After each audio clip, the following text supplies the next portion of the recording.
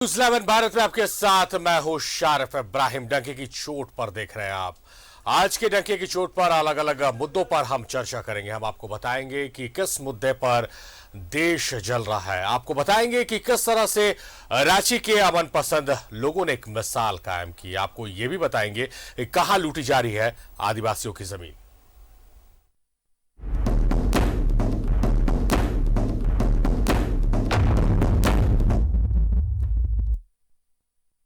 तो सबसे पहले बात करेंगे अग्निपथ पर संग्राम की। अग्निपथ स्कीम के खिलाफ बिहार से लेकर झारखंड तक बवाल मचा हुआ है। बिहार में प्रदर्शनकारियों ने ट्रेनों को फैर आग के हवाले कर दिया है, सरकारी संपत्ति को निशाना बनाया है। वही अग्निपथ के खिलाफ झारखंड में भी अभ्यर्थी सड़कों पर उतरने लगे हैं। कई जगहों पर ट्रेन परिचालन को बाधित किया गया, साथ ही सड़क जाम कर विरोध जताया गया।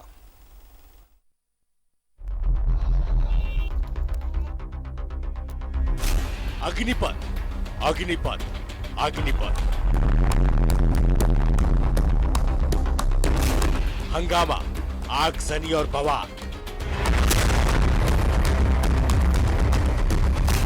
शहर शहर अग्निपथ पर संग्राम।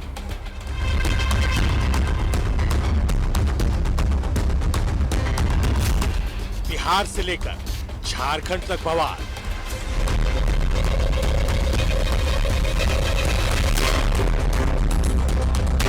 बिहार में फिर निशाने पर रही ट्रेनें।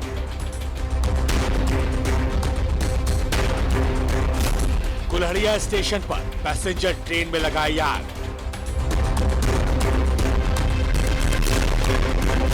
ससाराम में भी ट्रेन में लगाई आग, ट्रैक पर आगजनी।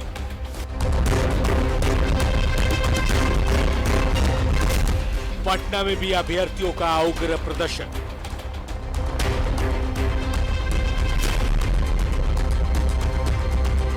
केंद्र के अग्निपथ योजना के खिलाफ शहर शहर संग्राम मचा है।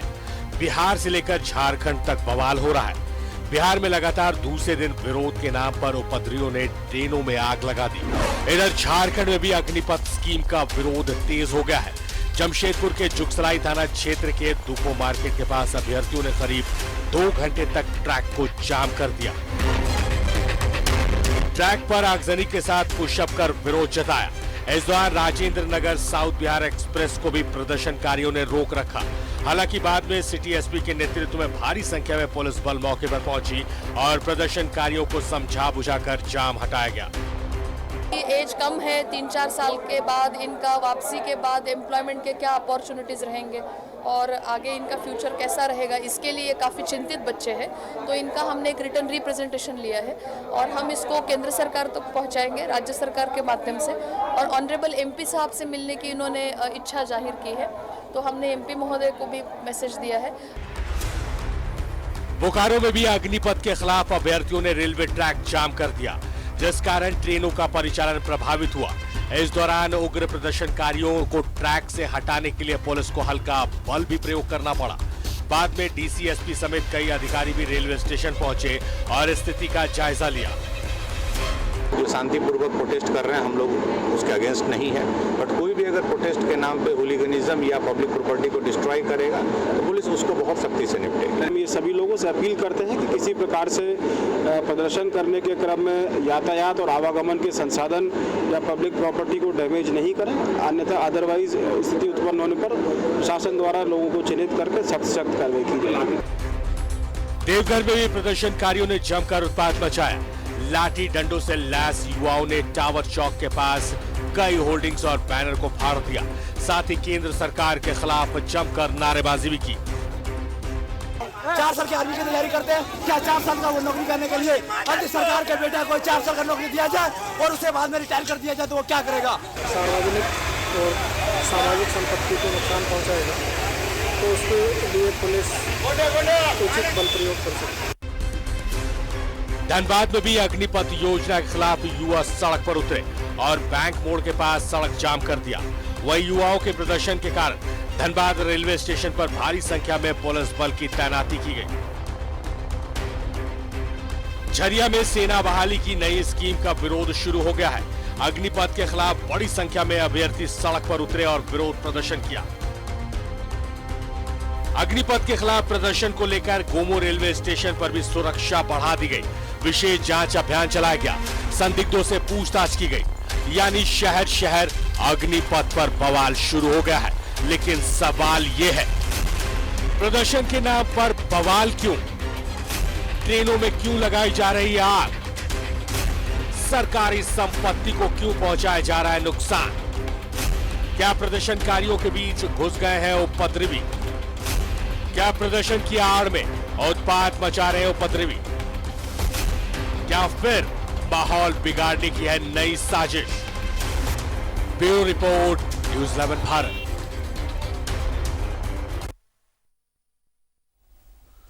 तो अग्निपथ स्कीम का विरोध हो रहा है और सरकारी संपत्ति और खास करके ट्रेनों को निशाना बनाया जा रहा है। और इस मसले पर बातचीत करने के लिए हमारे साथ दो सहयोगी हमारे साथ रांची से मोहम्मद इमरान जुड़े हुए हैं और जमशेदपुर से प्रभात हमारे साथ जुड़े हुए हैं। पहले प्रभात का रुख करते हैं। प्रभात, कोई स्कीम आई, कोई योजना आई, वो योजना अच्छी हो सकती है या उसमें कुछ कमियां हो सकती हैं, उसका विरोध करने का एक तरीका होता है। इस तरह सरकारी संपत्ति को नुकसान पहुंचाना, ट्रेनों में आग लगा देना, ट्रेनों को बाधित करना, रेलवे ट्रैक पर बैठकर ट्रेनों को रोक देना, कितना जायज है ये? बिल्कुल शारिफ, देखिए कोई भी योजना आता है तो उसमें निश्चित है कि योजना में जो लोग समझते हैं, कहीं अच्छी बात समझते हैं, कहीं उसको लगता है कि नहीं ये योजना जो गलत तरीके से, लेकिन जो विरोध का जो तरीका है वो कहीं ना कहीं गलत है। सरकारी संपत्ति को अगर आप नुकसान पहुंचाते हैं तो निश्चित है कि ये इस तरीके का नहीं होना चाहिए। आज जमशेदपुर में भी वही हुआ। जमशेदपुर में भी युवा काफ़ी संख्या में जुगसलाई फाटक पे खड़े हो गए, जाम किया। वहाँ भी हालांकि उस तरीके से नुकसान तो नहीं बचा, लेकिन काफ़ी देर तक जो ट्रेनें थी वो बाधित हुई। बाद में सिटी एसपी पहुंचे, जिले के उपायुक्त वहां पहुंचे और छात्रों को समझाया, जो छात्र वहां पर विरोध प्रदर्शन कर रहे थे, और उनको साफ कहा कि आप विरोध कीजिए, विरोध आपका अधिकार है, विरोध करना भी चाहिए, लेकिन ये तरीका नहीं है कि विरोध करके आप किसी सरकारी संपत्ति या फिर जो ट्रेनें हैं उसे बाधित करना। उसमें ट्रेन में कई लोग अपने घर तक पहुंचना, कई लोग हो सकते हैं कि इंटरव्यू देने जा रहे हो, कई लोग हैं नौकरी पकड़ने जा रहे हो, उसमें कहीं ना कहीं उन लोगों को नुकसान होगा। बाद में जो छात्र है वो बातें समझे और बाद में वहां से उपायुक्त के सजेशन के बाद उपायुक्त ने उन लोगों को समझाया कि, और छात्रों का साफ कहना था कि अगर आप ऐसी बात है तो हमारे साथ सांसद की एक मीटिंग करा दे। तो अभी मैं बता दूं सारिफ कि अभी सांसद के साथ जो जमशेदपुर के उपायुक्त है, सांसद है, जो भूतपूर्व सैनिक है जो जमशेदपुर में, उन लोगों के साथ अभी छात्रों का एक उपायुक्त के साथ में बैठक चल रही है। छात्रों का कहना भी सही है कि 4 साल का जो अवधि दिया जा रहा है, 4 साल बाद हम करेंगे क्या, वो भी ठीक है, सोचने वाली। अब बहुत सारे छात्र ऐसे भी है, वो भी बात कर रहे हैं कि अगर हम जो इससे पहले जिनकी परीक्षाएं हो गई हैं, चाहे जिनका मेडिकल हो गया, वो छात्र क्या करेंगे। तो और उम्र की भी जो बातें की जा रही थी, हालांकि केंद्र सरकार ने उम्र सीमा तो बढ़ा दी है, लेकिन कहीं ना कहीं छात्र ओहापोह में है कि जो लोग पहले ये टेस्ट पार कर चुके हैं तो उनके लिए क्या होगा, वो फिर 4 साल के लिए है या फिर लंबे समय के लिए है। तो ये कहीं ना कहीं दुविधा है। और उन लोग उपायुक्त महोदय ने कहा है कि सांसद भी कहे हैं कि सांसद ने कहा है कि आप हमें लिखित दीजिए, मैं इस देश के प्रधानमंत्री और जो रक्षा मंत्रालय वहां तक आपकी बात को पहुंचाऊंगा और आपकी बात जायज है जो इन लोग कह रहे हैं कि जो मेडिकल और ये पास कर गए। लेकिन जो बाद बाकी जो 4 साल की बात की जा रही है, निश्चित है 4 साल बाद आप वो इस तरीके से ट्रेंड होकर निकलेंगे जिसमें कि आप अन्य जगहों पर, जैसे आसाम राइफल है, सीआरपीएफ है या केंद्र बल का सीआरपीएफ है, या अन्य जगहों पर आप डायरेक्ट भर्ती हो सकते हैं, क्योंकि आपको एक तरह से कुशल धावक या कुशल करके भेजा जाएगा। क्योंकि आर्मी का जो ट्रेनिंग होता है बहुत प्रक्रियाओं से गुजरने के बाद निश्चित है वो लोग सामने आते हैं। तो ऐसे में ये समझाने का प्रयास किया जा रहा है, लेकिन जो तरीका था, जैसे पूरे आज देश भर में देखा गया कि कई जगहों पर ट्रेनें जला दी गई, कई जगहों पर बोगी को जला दिया गया, नुकसान पहुंचाया जा रहा है, ये गलत तरीका है। और छात्रों ने अभी छात्रों का जो जमशेदपुर का छात्र है, और सिटी एसपी एक बात बहुत अच्छी बात कही सारी, कि सिटी एसपी ने कहा कि कुछ ऐसे भी लोग हैं जो आपने पहले कहा कि उसमें कुछ ऐसे लोग हैं जो माहौल को खराब करना चाह रहे हैं, बिगाड़ना चाह रहे हैं। कुछ ऐसे भी छात्र हैं, उनको चिन्हित किया जा रहा है, निश्चित है उन पर कार्रवाई की जाएगी, क्योंकि ये माहौल बिगाड़ने की साजिश है। ठीक है, आप विरोध कीजिए, विरोध का तरीका होता है, लेकिन ये तरीका नहीं है कि आप पूरे शहर का माहौल बिगाड़ दें। क्योंकि पहले से ही झारखंड थोड़ा डिस्टर्ब चल रहा है और उसके बाद फिर ये अग्निपथ की जो बहाली की प्रक्रिया आई है उसको लेकर विरोध कर रहे हैं। तो ये कहीं ना कहीं जिला प्रशासन अलर्ट है और अभी इसकी बैठक चल रही है। निश्चित है कुछ ना कुछ परिणाम निकलेगा और छात्र की बात को गृह मंत्रालय, रक्षा मंत्रालय और प्रधानमंत्री के पहुंचाने की बात जो जमशेदपुर के सांसद थे उन्होंने कहा कि हम इसकी बात, इन लोगों की बात पहुंचाएंगे और जो जायज है उसमें सरकार को ध्यान देने की भी जरूरत है। जी सर। तो बात रखने का और अपनी बातों को पहुंचाने का तरीका होता है प्रभात। उस तरीके को अपनाकर छात्र अपनी बातों को पहुंचा सकते हैं और सरकार भी हठधर्मिता पर नहीं है। सरकार बार बार बता रही है कि इसके फायदे क्या होंगे, तो हो सकता है आने वाले दिनों में कुछ बदलाव इसमें किए जाए। हालांकि इसकी अभी कोई आधिकारिक पुष्टि नहीं, एक संभावना के तहत बात की जा रही है, तो उस बातों को समझना चाहिए। विरोध का ये तरीका कहीं से भी जायज नहीं है। इमरान हमारे सहयोगी हमारे साथ लाइव जुड़े। इमरान, जिस तरह से रांची में भी अभ्यर्थी जुटे थे, लेकिन रांची के कुछ इलाकों में धारा 144 लागू है, पुलिस काफी सावधानी बरत रही है, इसलिए रांची में कुछ बड़ा नहीं देखने को मिला इन अभ्यर्थियों की तरफ से विरोध। लेकिन झारखंड के अलग अलग जिलों से जो तस्वीरें आई हैं, जो खबरें आई हैं, वो चिंता बढ़ाने वाली हैं। देखिए, बिल्कुल जिस तरह से अग्निपथ योजना से के जरिए जो अग्निवीर बनाने की जो पटकथा है, ये पूरी योजना है, इस योजना का देश भर में विरोध हो रहा है, क्योंकि झारखंड, बिहार, बंगाल, उत्तर प्रदेश, ऐसे कई जगहों पर इसके विरोध के स्वर है। सबसे ज़्यादा आग जो है वो बिहार में देखने को मिल रहा है, जहाँ कई ट्रेनों को जलाया गया। लेकिन पिछले दिनों जब मैं रांची स्थित जो है आर्मी कैंट में मेजर जनरल के प्रेस कॉन्फ्रेंस को सुनने गया था, रिपोर्टिंग करने गया था, तो उनके फायदे जो है कई गिनाए गए, जिसमें कहा गया है कि अभी भारतीय सेना की जो औसत आयु है वो लगभग 32-33 साल की आयु है, और ऐसे में इस योजना के जरिए जब ये योजना शुरू कर ली जाएगी तो भारतीय सेना के जो जवानों की औसत आयु जो है वो घट करके 25-26 साल हो जाएंगे। तो ये सारी चीजों को देखा जा रहा है कि 2030 तक भारतीय सेना में किस तरह के जवान मौजूद रहेंगे और उनके एज ग्रुप जो है औसतन कितने रहेंगे। इनसे जो अग्निपथ योजना से जुड़ करके जिन लोगों को 4 साल जो नौकरी दी जाएगी, नौकरी के बाद उसे एक मुश्त एक नौकरी से जाने के दौरान या एक तरह से कहा है उसे बाहर जाने के बाद एक मुश्त जो है 11 लाख रुपए के आसपास उनके पैसे भी दिए जाएंगे और कई बेनिफिट्स भी गिनाए गए हैं। जहां एक्सीडेंटल या फिर देश की सेवा में अगर शहीद हो जाते हैं तो उनको मुआवजा भी दिया जाएगा, उनके इंश्योरेंस तक किए जाएंगे, तो कई सुविधाएं हैं। लेकिन इस पूरी योजना को अगर हम देखें तो भविष्य में वो छात्र आज सबसे ज्यादा विरोध कर रहे हैं जो पिछले कई वर्षों से लगातार सेना के बहाली के लिए परीक्षा के देने के लिए अपनी सारी तैयारियां कर रखी थी, और तैयारियां करने के बाद वो देख रहे थे कि भारतीय सेना में उनका जो है उपस्थिति दर्ज कराएंगे और अपनी जो रैली है या रैली के माध्यम से जो रिक्तियां हैं उनको भरी जाएगी। लेकिन पिछले 2 सालों से, चाहे वजह कोविड काल रहा हो या चाहे कुछ भी रही हो, इन 2 सालों से देश में सेना की बहाली नहीं हुई थी। हालांकि सेना की तरफ से बताया गया, सरकार की तरफ से बताया गया कि इन तमाम चीजों पर काम चल रही थी, इसलिए ये बहालियां नहीं हो रही थी। लेकिन अब जब बहाली के रूप में ये अग्निपथ योजना की शुरुआत की गई और अब जितनी भी बहाली होंगी वो इसी योजना के तहत बहाल किया जाएगा, तो इनका विरोध वो छात्र कर रहे हैं जिनकी उम्र सीमा जो है वो 17.5 साल से लेकर के 21 साल की उम्र के पार हो चुके हैं। वो कहां जाएंगे, उनके लिए क्या कुछ प्लान है? अगर 4 सालों तक नौकरी कर भी लेते हैं किसी तरह से, तो उनके रिटायरमेंट के बाद 4 साल की अवधि समाप्त करने के बाद उसकी उम्र सीमा जो है वो 25-26 साल हो जाती है। तो 25-26 सालों के बाद वो फिर कहां जॉब करेंगे? किसी बैंक में जाएंगे, किसी प्राइवेट ऑर्गेनाइजेशन में जाएंगे, सरकारी जगहों पर जाएंगे, वहां पर क्या उनकी रिक्तियों पर फायदा मिलेगा? क्या अग्निपथ योजना से जुड़ने के बाद क्या स्थानीय पुलिस बहाली में उनको फायदा मिलेगा, IRB में फायदा मिलेगा? ऐसे कई सवाल हैं जो छात्र पूछ रहे हैं कि 4 साल तो हम सेना को दे रहे हैं,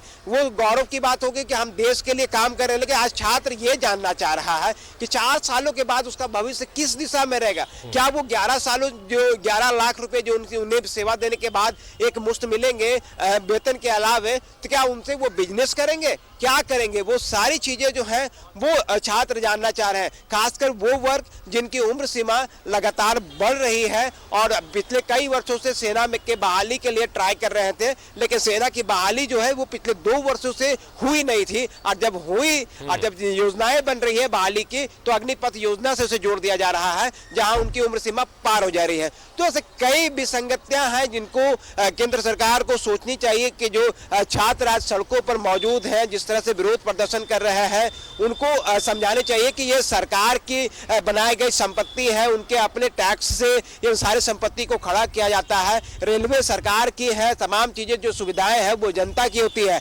ऐसे में इन तमाम जगहों पर तोड़फोड़ या विरोध प्रदर्शन आगजनी नहीं करनी चाहिए, लेकिन छात्रों के जो बेसिक सवाल हैं, जो मुद्दे हैं, उन मुद्दों को लेकर के सरकार को गंभीरता से एक बार आगे आनी चाहिए और जो विसंगतियां बताई जा रही है छात्रों के द्वारा या विभिन्न संगठनों के द्वारा, उनको दूर करने की कोशिश करनी चाहिए। क्योंकि अगर लगता है कि किसी अच्छा सुझाव है, लेकिन छात्रों को भी इसके बदले में सोचना चाहिए कि जो रास्ता अख्तियार किया अपनी बातों को पहुंचाने के लिए छात्रों ने, वो कहीं से भी जायज नहीं है। और ऐसे करके कल वो देश की सेवा के लिए जज्बा रखते हैं कि हम देश की सेवा करेंगे और आर्मी में जाएंगे, फौज में जाएंगे, लेकिन कहीं ना कहीं जिस तरह से सरकारी संपत्तियों को नुकसान पहुंचाया जा रहा, वो कहीं ना कहीं कानून के नजर में आरोपी हो जाएंगे।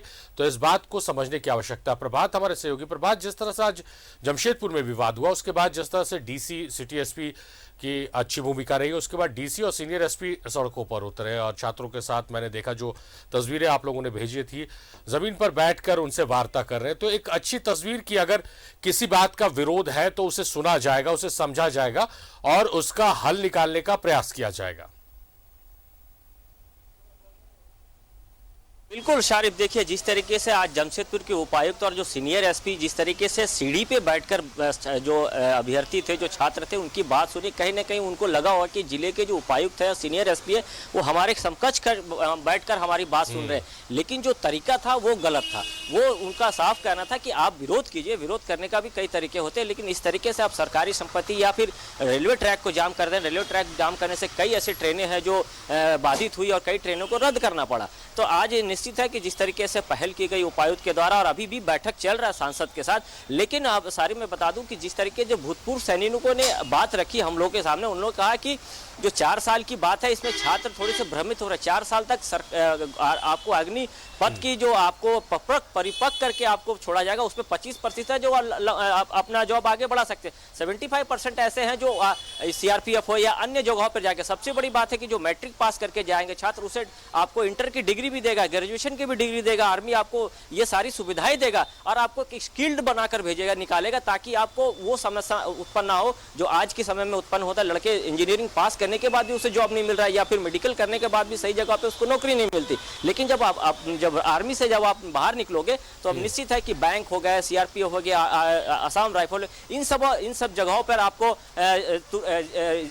नौकरियां मिलेगी। और निश्चित है जिस तरीके से आज जो प्रदर्शन हुआ वो प्रदर्शन कहीं ना कहीं जायज नहीं था। हालांकि अभी वार्ता चल रही है उपायुक्त के साथ में, सांसद के साथ में, वो देखना है कि क्या नतीजा। लेकिन जो एक्स आर्मी के जवानों हैं उन लोगों ने समझाने का प्रयास किया। कुछ छात्र भी है जो समझे भी बात को, और निश्चित है बात समझने से कह सकते हैं कि आने वाले दिनों में इसका कुछ हल भी निकलेगा। लेकिन जो तरीका था वो गलत था, उसका सारा पूरे देश में विरोध हो रहा।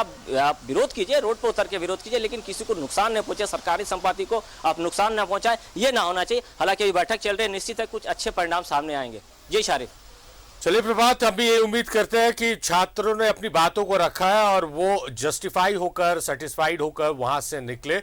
आप नजर बना के रखिए। प्रभात, आपका बेहद शुक्रिया। इमरान, आप हमारे साथ जुड़े रहिए, अन्य भी खबरें हैं जिसमें आपके साथ चर्चा करनी है। तो प्रभात हमारे सहयोगी जमशेदपुर से जुड़े थे, वो बता रहे थे कि किस तरह से वहां पर सांसद और अधिकारियों के साथ छात्रों की वार्ता चल रही है और उस वार्ता के बाद क्या कुछ उसका निष्कर्ष निकलेगा, ये अपने दर्शकों को हम बताएंगे। रांची से हमारे साथ इमरान जुड़े हुए थे, उन्होंने भी जानकारी दी और इमरान से आगे भी चर्चा जारी रहेगी।